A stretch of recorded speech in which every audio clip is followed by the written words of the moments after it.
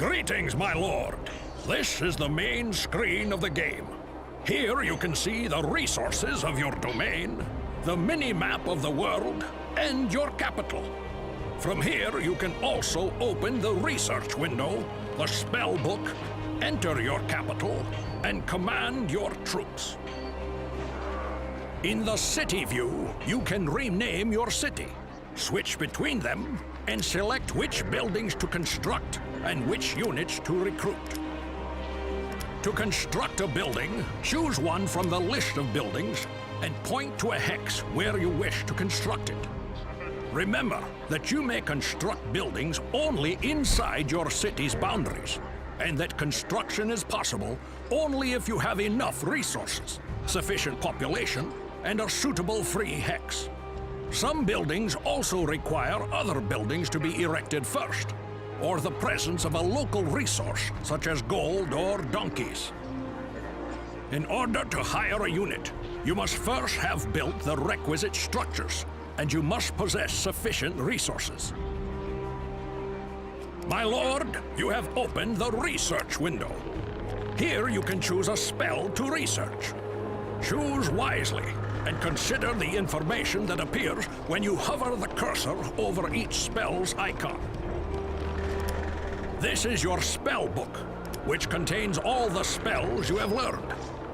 Note the indicator beside each spell's icon. This shows how much time is required to cast the spell. To give an order to a unit, you must first select it with a left click of the mouse. The selected unit can then be ordered to move or to attack. Orders are given also by mouse.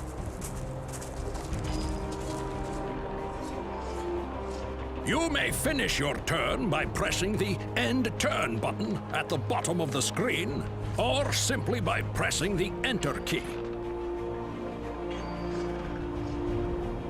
The number of hexes a unit can travel in a turn depends on the movement type of the unit, its number of movement points, and the terrain type over which it is traveling.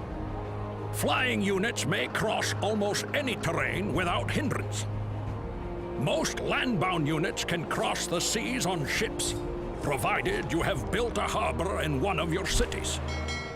If a unit has spent all of its movement points, it cannot move further or attack that turn. Note that attacking uses up all remaining movement points. In order to attack an enemy, your unit must be within striking distance. When you move your mouse cursor over a potential target, the battle prediction window will display. This allows you to consider the probable outcome of the attack.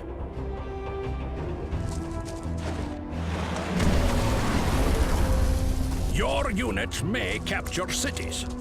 To capture a city, you must defeat any unit in the city's castle, defeat the castle itself, and then enter it with one of your units.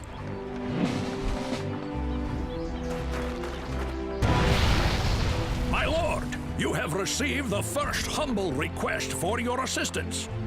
You may agree to grant it, or you may refuse. But do consider who is asking. It is unwise to refuse quests offered by the gods. They may become quite angry if you refuse, and even more angry if you fail to complete a task. You have opened the diplomacy screen. From here, you can enter negotiations with other great mages who you have encountered. With them, you may offer trade, make peace or non-aggression pacts, declare war, and so on. Also note the Circle of Gods, which shows you how you yourself and the other great mages stand with the gods of Ardania. To improve the relationship with a god, you may complete his or her quests.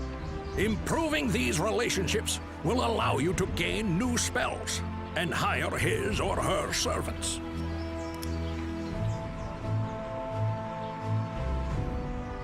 Your units can explore new territories, raise enemy buildings in the lairs of terrifying monsters, and gather loot from lost trade caravans and wrecked trade ships.